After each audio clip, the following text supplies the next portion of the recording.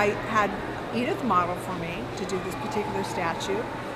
It took 3 hours. Generally it takes a month and 2 weeks to do a statue. And when I mean a month and 2 weeks, I mean a portraiture.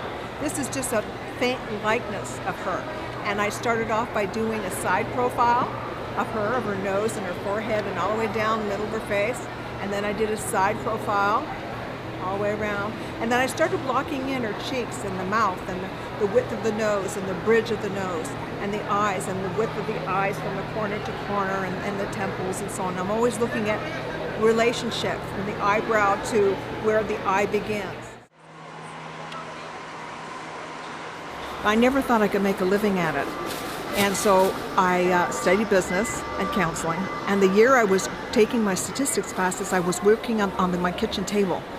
And John Wayne's son, Michael Wayne, who produced a lot of his movies, came to visit me. And he saw what I was working on. And he said, if you could do this, could you do Crazy Horse for me? It's to sculpt Crazy Horse. I said, absolutely. When I was finished, it was Jean and Jackie Autry that were opening a museum, and they happened to see the Crazy Horse.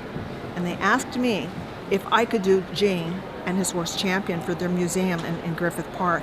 They said if I could do Crazy Horse with his dignity, I could reproduce Jean with the gentleness that he had.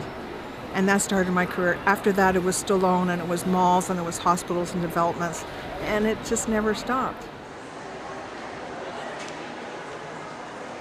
It takes some time to learn the process that I do, but I teach it. And over time, I've developed the system of what I call silhouettes. And it's basically studying profiles. Once you can learn this method, you can sculpt anything. You can sculpt a horse. You can sculpt sea life. I can literally sculpt anything using this particular process. And it's been exciting being able to teach people this particular method.